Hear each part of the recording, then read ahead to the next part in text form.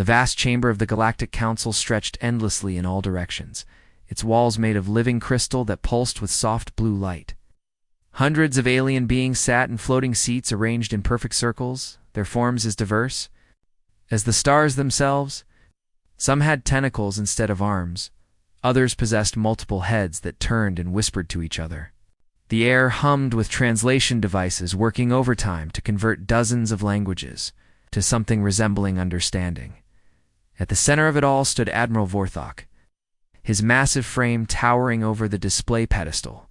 His forearms moved with practiced grace as he gestured toward the holographic image floating before the assembly. The planet Earth rotated slowly, its blue oceans and white clouds appearing almost toy-like in the artificial light. "My fellow council members," Vorthok began, his voice carrying easily through the chamber's acoustic systems, "I present to you our latest discovery, a small world in the Outer Rim, inhabited by a species that calls itself human." Laughter rippled through the assembly like waves breaking on a shore. The delegate from Sector 7, a creature resembling a giant insect, clicked its mandibles in what passed for amusement among its kind. They still burned chemicals to reach their own moon. It buzzed through its translator. How delightfully primitive. Another delegate, this one a floating jellyfish-like being encased in a mobility suit, pulsed with colors that indicated great mirth. "Do they still fight wars with metal projectiles?" it asked, its voice like wind chimes in a gentle breeze. Vorthok nodded, his expression showing the kind of fond condescension one might reserve for watching children play with blocks. "Indeed they do. Their most advanced weapons split atoms, a technology we abandoned 12,000 years ago as unnecessarily crude." The laughter grew louder. Some delegates wiped tears from their eyes, while others shook their heads in amazement. The very idea that a species could be so far behind. Galactic civilization was apparently the height of comedy. "They have launched exactly 47 objects beyond their planetary atmosphere in the past decade," Vorthok continued, pulling up additional data streams. Most of these were simple communication satellites. Their fastest vessel would require approximately 40,000 years to reach the nearest inhabited system. On Earth, far below the comedy playing out in the council chambers, Dr. Kim Soo sat hunched over his workstation in a facility buried deep beneath the Korean mountains. The underground complex hummed with the quiet efficiency of advanced human technology, though it would have seemed laughably primitive to any Keltharian observer. Kim Soo had been staring at the same data streams for weeks now, and the patterns were becoming impossible to ignore. Energy signatures appeared and disappeared in Earth's upper atmosphere with mathematical precision. They followed no known natural phenomena, showed none of the randomness that characterized cosmic radiation or solar activity. Director Park. He called across the laboratory to where his supervisor was reviewing other projects. "You need to see this." Director Park High looked up from her tablet, noting the tension in her colleague's voice. She had worked with Kim Soo for over a decade and had learned to trust his instincts about anomalous data. When he called something important, it usually was. She walked over to his station, her footsteps echoing slightly in the underground chamber. The facility had been built during the height of the Cold War, designed to survive nuclear attacks and continue critical research even if the surface world ended. Ow. It served as one of humanity's most advanced physics research centers, though. Its original purpose gave the place an ominous atmosphere. "What am I looking at?" Park High asked, settling into the chair next to Kim Soo's workstation. Kim Soo pointed to the streams of data flowing across his monitors. "Energy readings from our orbital detection satellites. These patterns have been appearing for the past 3 months, always in the same locations, always with the same characteristics." Park High studied the information carefully. Her background was in theoretical physics, but she had spent enough time analyzing experimental data to recognize artificial patterns when she saw them. "This is not natural," she said quietly. "Oh, it's not," Kim Soo agreed. "Someone is watching us. They're using technology we don't understand, but they're definitely there." High above their heads, invisible to human detection methods, the Keltharian monitoring stations continued their patient surveillance. The stations were marvels of engineering, capable of analyzing every electromagnetic emission from Earth's surface while remaining completely undetectable to to primitive human sensors. Or so their designers believed. The stations recorded every television broadcast, every radio transmission, every digital communication that passed through Earth's atmosphere. They cataloged human languages, analyzed social structures, and filed detailed reports on technological development patterns. To the Keltharians, it was routine scientific observation. The kind of data collection they performed on hundreds of primitive worlds throughout the galaxy, back in the council chambers. Admiral Vorthok was concluding his presentation. "I recommend we classify this species as a protected curiosity," he announced. "They show typical development patterns for a pre-contact civilization. Military threat assessment remains at 0, suggested observation period, 1,000 standard years." The vote was unanimous. Not a single delegate saw any reason to treat humanity as anything more than an interesting biological specimen. After all, what possible threat could a species confined to a single world pose to an empire that controlled 300 star systems? The crystal chamber filled with the satisfied murmur of bureaucratic efficiency as the council moved on to other business. None of them noticed the small discrepancy in their monitoring data. The tiny indication that their surveillance might not be as undetectable as they assumed. 5 years had changed everything beneath the Korean mountains. An underground laboratory that once housed only human-built equipment now resembled something from a science fiction movie. Alien components sat alongside human computers, connected by cables and wires that shouldn't have been able to work together but somehow did. Dr. Kim Soo stood before a table covered with pieces of metal and crystal that glowed with their own inner light. The wreckage had been pulled from the Pacific Ocean depths by a deep-sea recovery vessel, its crew thinking they had found the remains of some experimental aircraft. They had no idea they were looking at humanity's first piece of alien technology. "This changes everything we know about physics," Kim Soo said to his colleague, holding up a component the size of a marble. The device pulsed with soft blue light, its surface covered in patterns that seemed to shift when viewed directly. Li Min looked up from her workstation, where she had been carefully taking apart another piece of the crashed drone. Her engineering background had prepared her for complex machinery. But nothing could have prepared her for technology that seemed to ignore basic laws of science. Energy flowed through pathways that shouldn't exist, and computational power exceeded anything humans had ever created. "Kim Soo, come look at this," she called, her voice filled with excitement and confusion. "This processor is smaller than my fingernail, but it's handling calculations that would crash our most powerful supercomputers." Kim Soo walked over to examine Li Min's discovery. The quantum processor hummed quietly on the table, its crystalline structure containing more processing power than existed in entire Earth cities.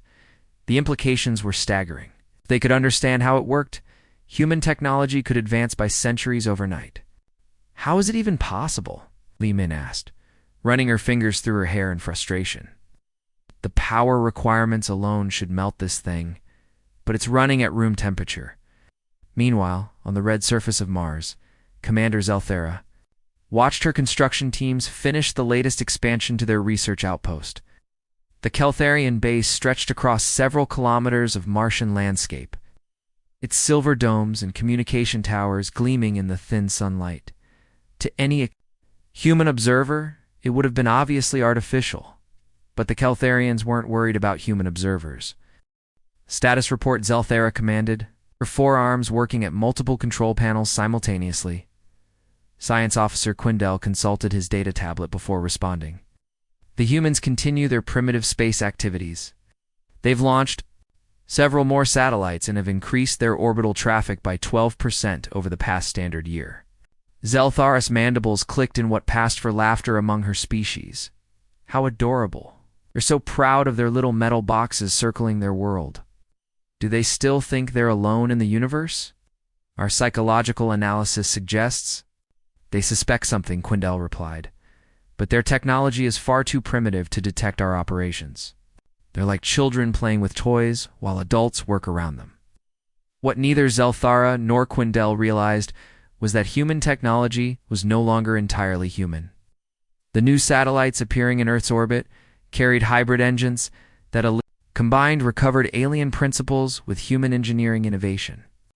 The energy signatures these engines produced were unlike anything in the Keltharian databases because they had never seen a species reverse engineer their technology so quickly. Back on Earth, Director Park High stood in a conference room deep beneath the Swiss Alps, facing representatives from 12 different nations. The room's walls were lined with screens showing data streams, technical diagrams, and satellite imagery.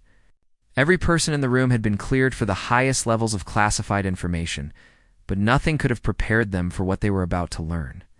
"Ladies and gentlemen," Park High began, her voice steady despite the magnitude of what she was about to reveal, "we are not alone in the universe. More importantly, we are being watched, studied, and cataloged by an intelligence far more advanced than our own." The silence that followed was deafening. Government officials, who had spent their careers dealing with international crises, found themselves speechless in the face of cosmic reality. One representative, a man who had negotiated peace treaties and trade agreements, simply stared at the evidence displayed on the screens. "The debris we recovered from the Pacific Ocean is definitely not of human origin," Park High continued. "Our analysis indicates technology thousands of years ahead of our current capabilities. Whoever built this drone has been monitoring our planet for an extended period." Dr. Kim Soo stepped forward to address the assembly. "The good news is that we've been able to reverse engineer several components. We're already incorporating their technology into our own systems. The bad news is that we're clearly viewed as subjects in some kind of long-term study." One of the representatives, a woman from the European Union, finally found her voice. "What do they want from us? Are we in danger?" Kim Soo exchanged glances with Park High before answering. "We don't know their intentions, but we do know something.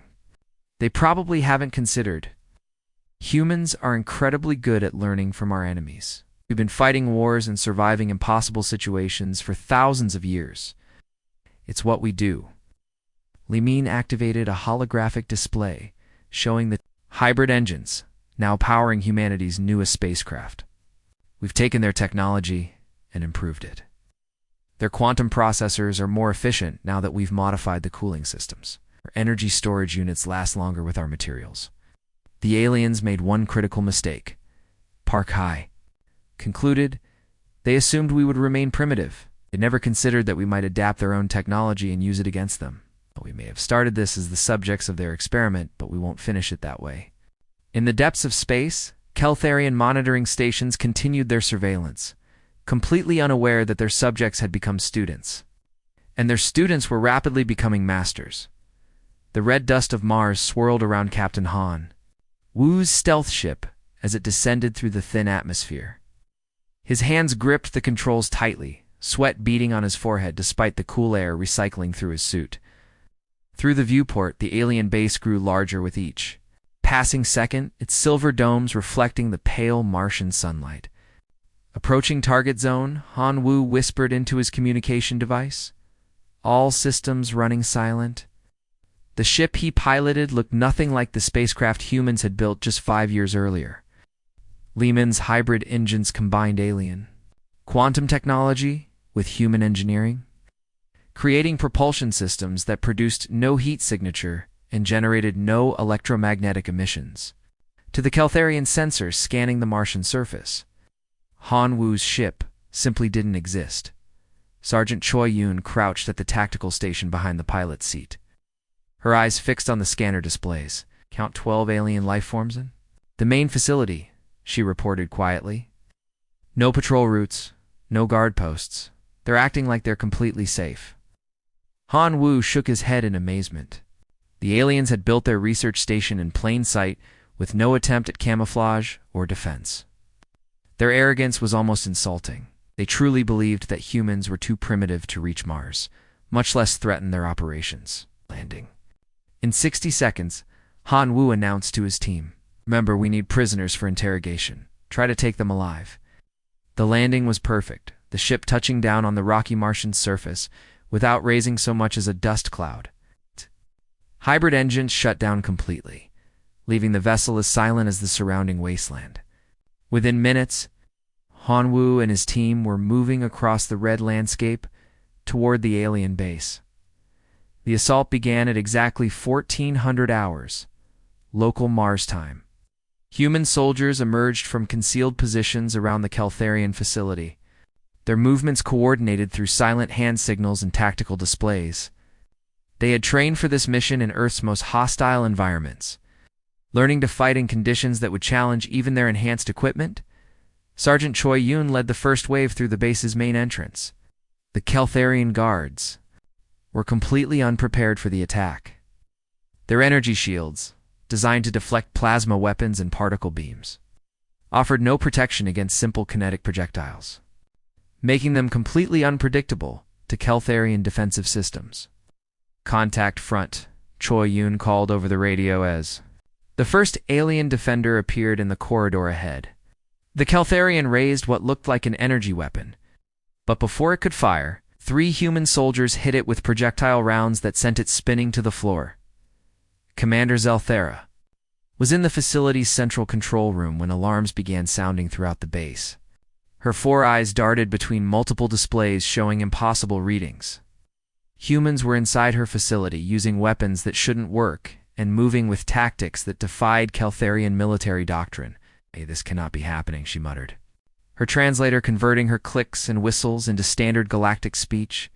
"They're primitives. They barely have spaceflight."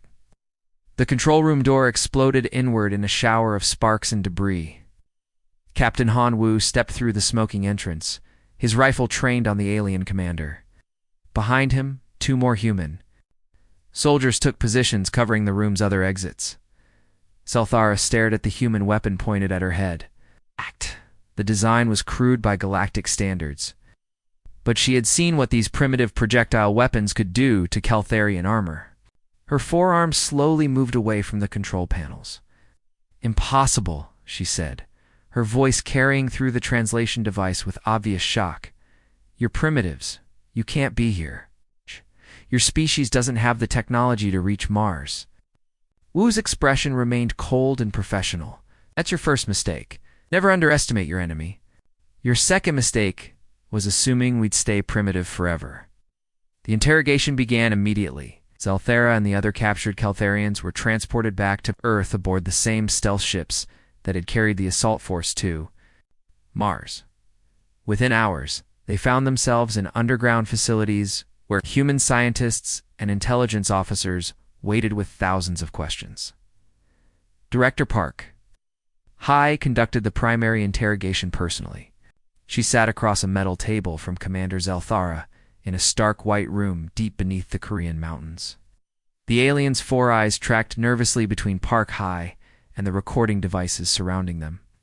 "Your species was classified as harmless," Zelthara admitted after hours of questioning. "Protected curiosity status. We never considered that you might evolve so quickly, or that you would be capable of such rapid technological advancement." Meanwhile, Dr. Kim Soo made the discovery that would change the course of the conflict.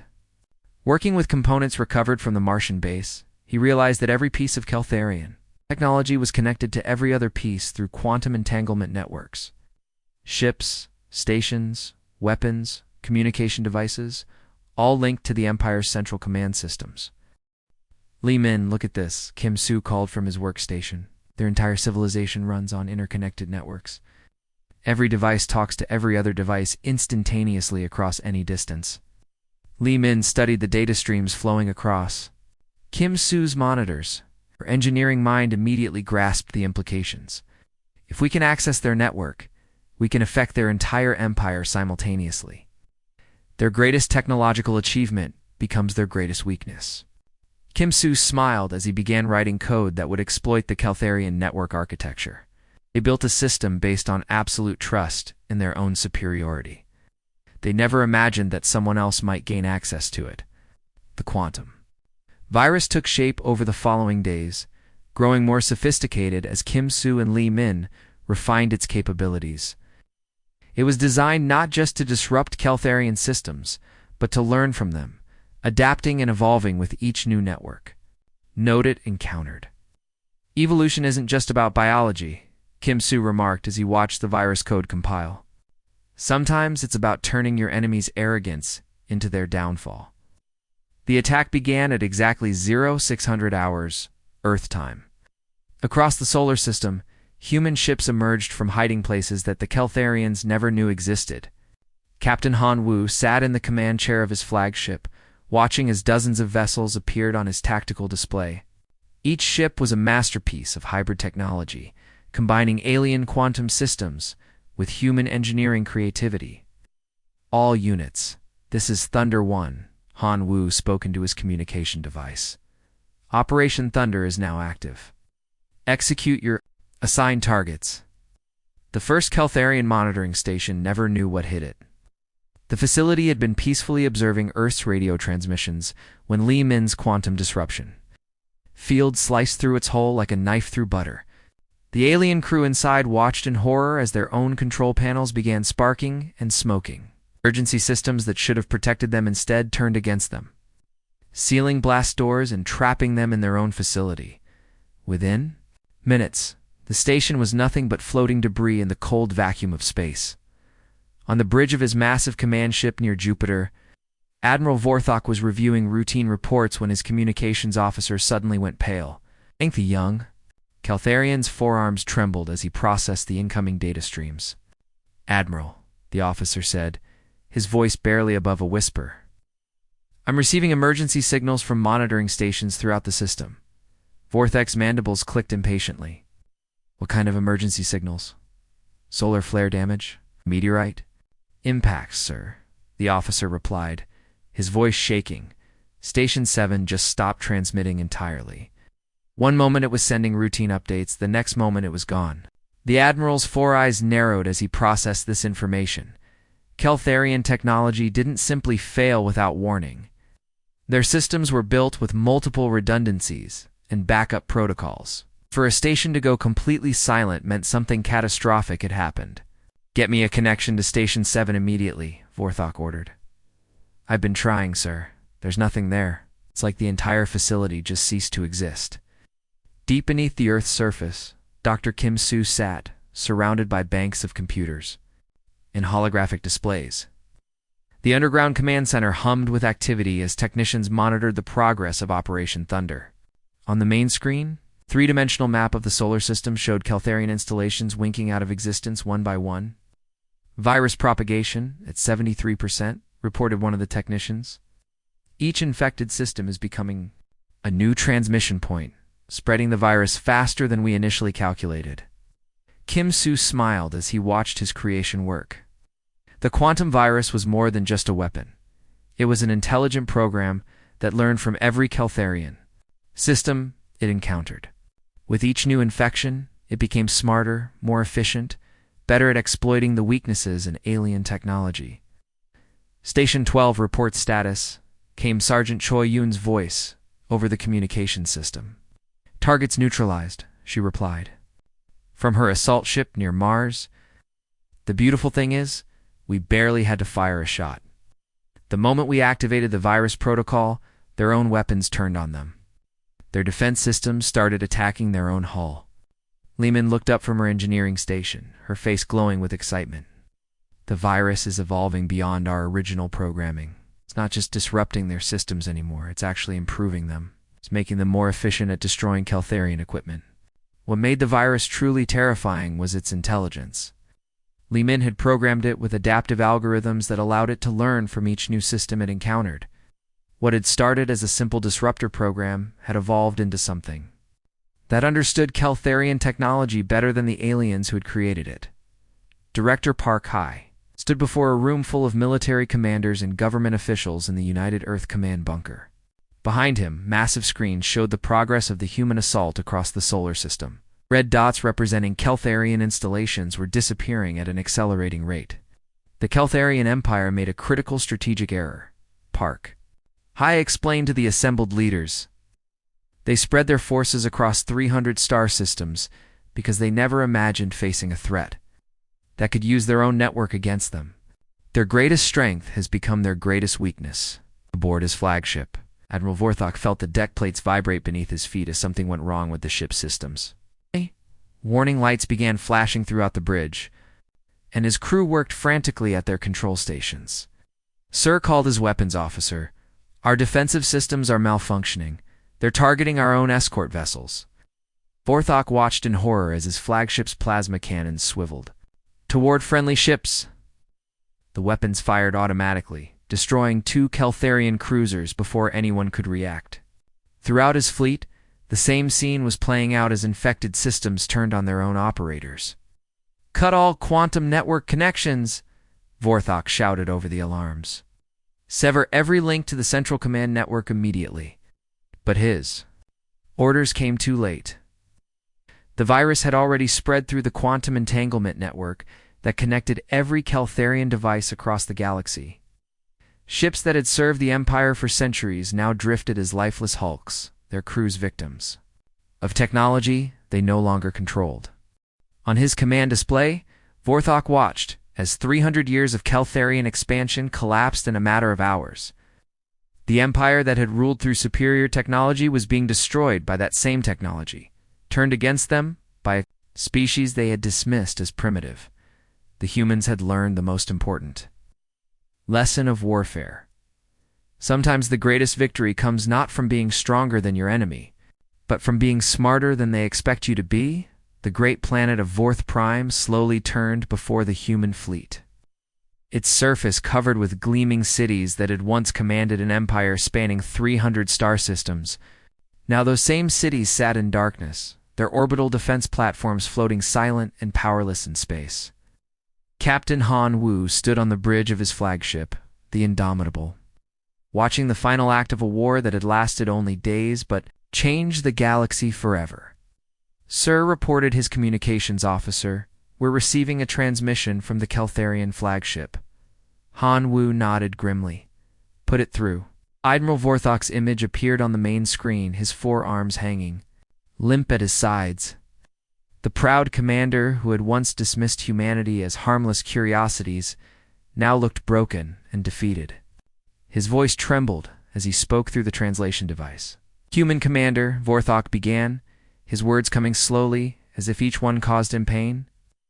"I have formally request terms of surrender for all remaining Keltharian forces." Dr. Kim Soo stepped forward from his position at the technical station. His role had evolved from Earth scientist to humanity's chief technology officer, and his voice carried the authority of someone who had helped bring down an empire with nothing but code and determination. "Admiral Vorthok," Kim Soo said coldly, "you will immediately order all Keltharian military vessels to power down their weapons and report to designated collection points. Any ship that attempts hostile action will be destroyed by its own systems." The threat was not empty. Across the galaxy, Keltharian vessels drifted through space as lifeless metal shells. Quantum virus had spread through their network like a disease, turning their own technology against them. Ships that had conquered worlds now couldn't even maintain life support without human permission. Li Min looked up from her monitoring station, her fingers dancing across holographic displays. That showed the virus's continued spread. "Military infrastructure shutdown is at 97%, she reported. "Civilian systems remain operational as planned." That distinction had been important to Director Park High when they planned the operation. Humanity wanted victory and security, not the complete destruction of an entire species. The Keltharians would survive, but they would never again look down on other civilizations with casual arrogance. Commander Zelthera stood beside Captain Han Wu on the bridge. Status changed from prisoner to liaison officer under the surrender terms. She watched through the viewports as damaged Keltharian ships limped toward the rally points, their crews defeated and confused. "I must ask," Zelthera said quietly, her 4 eyes focused on Han Wu's face. "How did you do it? How did a primitive species accomplish what our greatest enemies across 10,000 years could never achieve?" Han Wu turned to look at her, his expression serious but not unkind. "You keep using that word, primitive. I don't think you ever understood what it really means." Sergeant Choi Yun approached from the tactical station, carrying a data pad with the final battle reports. "Captain, casualty numbers are complete. We lost 12 ships and 43 personnel across the entire operation. Keltharian military. Losses exceed 90% of their total fleet strength." The numbers told the story of a war unlike any other in galactic history. Technology alone hadn't won this conflict. It was human creativity, the ability to adapt and overcome. and the refusal to accept defeat that had brought down an empire that had ruled for millennia, in the technical center of the Indomitable. Dr. Kim Soo prepared his final report for Earth Command. The message was simple but carried enormous implications for humanity's future in the galaxy. Help. The Keltharian Empire has been neutralized. He typed into his secure communication system. All military assets are under human control. Their technology is now ours to study and improve. We are no longer the subjects of their experiment. We have become the inheritors of their legacy. As human patrol ships began establishing new routes through former Keltharian space, Leeman stood before the quantum computer that had made their victory possible. The virus continued to evolve inside the system, learning and growing more sophisticated. With each passing hour, it ensured that no other galactic empire would ever again make the mistake of underestimating humanity. It's beautiful in a way, Li Min murmured to herself as she watched the virus code adapt and improve. They thought their network was their greatest achievement. They never realized it could become their greatest weakness. Admiral Vorthak's final transmission was broadcast across all remaining Keltharian communication networks. His words would be remembered by every species in the galaxy for generations to come. Let this message serve as a warning to any civilization that encounters the humans. Vorthak's voice echoed through space. Never underestimate a species that refuses to surrender. Never dismiss those who can adapt and overcome impossible odds. We called them primitive, but we were the ones who were blind to their true nature. The great Keltharian Empire, which had controlled the galaxy for 10,000 years, was reduced to ashes in less than a week. From those ashes, humanity emerged as the new power in the galaxy, not through conquest and domination, but through proving that intelligence and determination could overcome any advantage. The species that had once laughed at Earth's simple chemical rockets now served under the same world they had dismissed as harmless. In the end, the most primitive thing about the conflict had been the Keltharians. Assumption that advanced technology automatically meant superior wisdom. The galaxy had new guardians now, and they had learned their lessons well from those who came before them.